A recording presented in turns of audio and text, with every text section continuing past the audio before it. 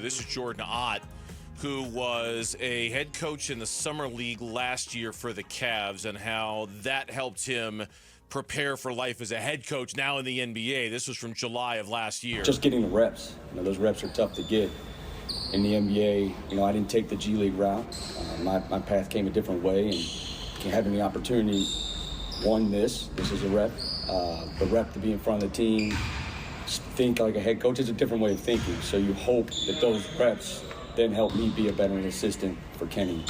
And I also think it's a different way of looking. I get to watch a little bit. Instead of being in the drills, I get to watch a little bit, see what I like, see how I talk to players in between, drill to drill, practice to practice.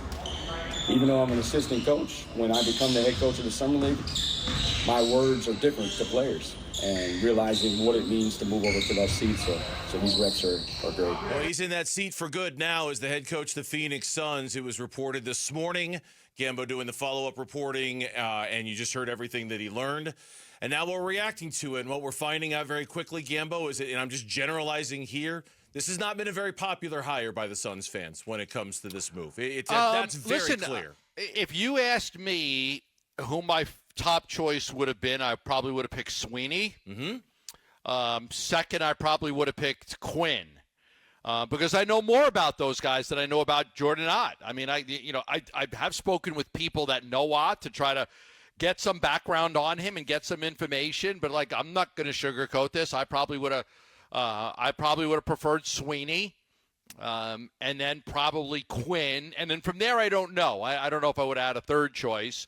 I do think that Ott is qualified. I think you can't knock that. I believe he's ready to be a head coach in this league. I think he was going to be a head coach at some point anyway, but now you're going to have to deal with the Michigan State ties. And again, it's not like Gregory and Ishbia knew each other.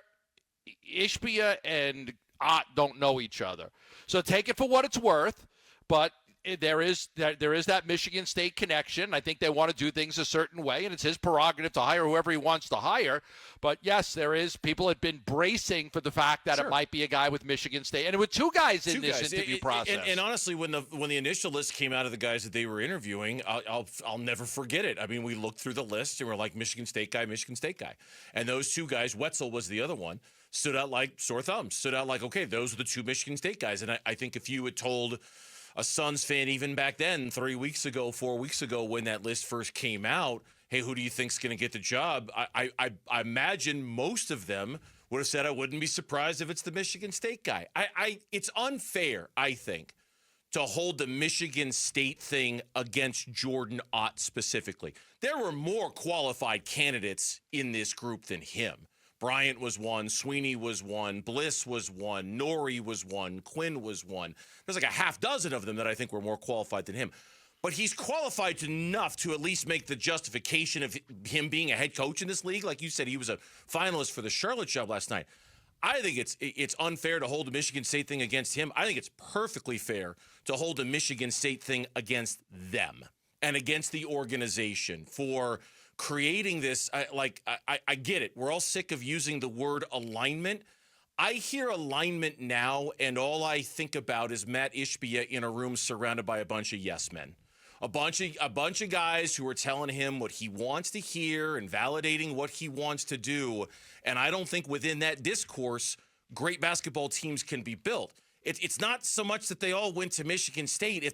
It's if they're all like-minded and all coming from the same place and all aligned the way we've been told a million times that they are.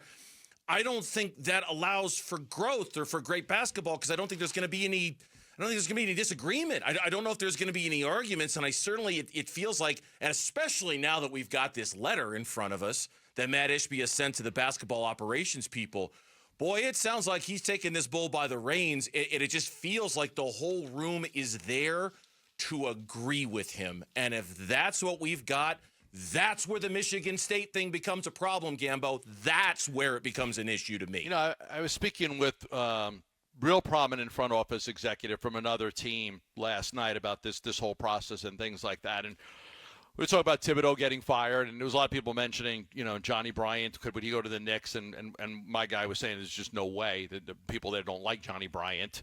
So it's very unlikely he's going to get the Knicks job. But one of the things he was saying to me was the problem with the NBA is that the coaches have such big egos that they don't work with anybody. That's the problem. We've seen it. We started with Budenholzer for sure. Sure. It's one of the problems in the NBA. And let me say this, and then we could just debate it all we want.